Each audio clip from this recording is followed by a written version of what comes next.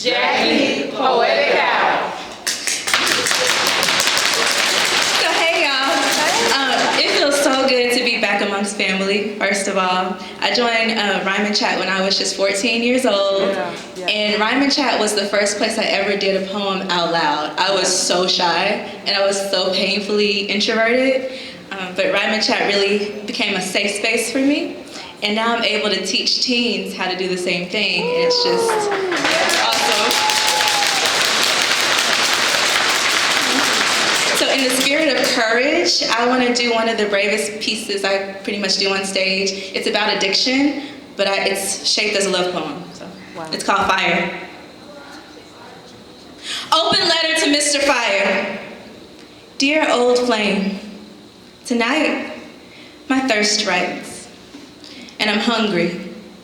Starvation hollows the body, empties the bones. I'm melting without marrow. Tomorrow, no different than yesterday. Obese as the night sky is, its greed does not outweigh the first mouthful of dawn.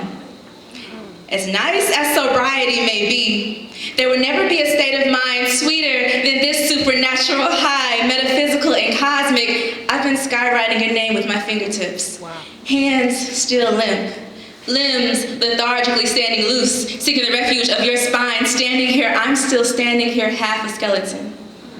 Remembering those nights when we were clad in flesh, when everything clung to you by its fingernails, and the end of the universe existed right outside your door.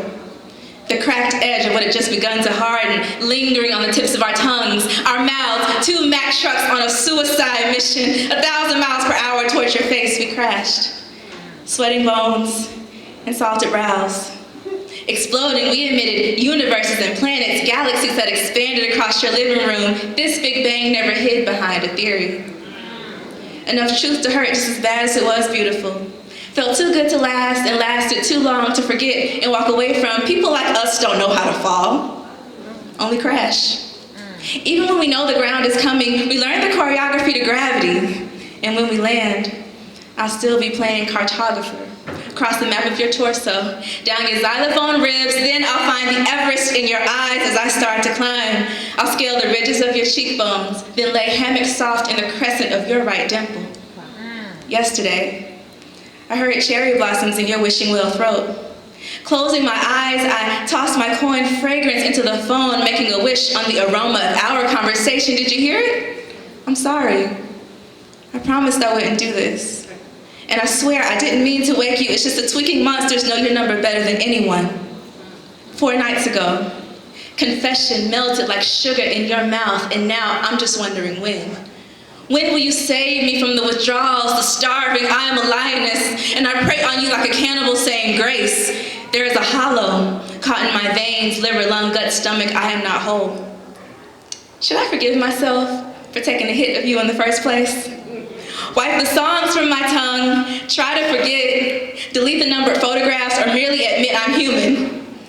No, that's not an excuse. That's a confession to error and weakness, the things you told me not to surrender to, but I guess I'm just too damn good at wishing. Wishing you still held me like the sea holds her sunrise, wishing that I was still the one you kissed. Wishing that I could somehow become the melody to any love song that made you want to exist. We kissed. Like the universe could collapse on a bottom lip. We kissed like apples were the only fruits known to man. Like heaven and hell could crack and fall into each other. A beautiful disaster, unnatural, accidental, like something you can't stop looking at. We kissed like the apocalypse. Lips train wrecked and deconstructed onto each other. Saying yes to you was an exercise in abandon. Saying no was an exercise in will. But I got about as much will as a junkie looking for her next hit. So silent and starving, I will prowl through the streets. Bread does not nourish me. Dawn disrupts me.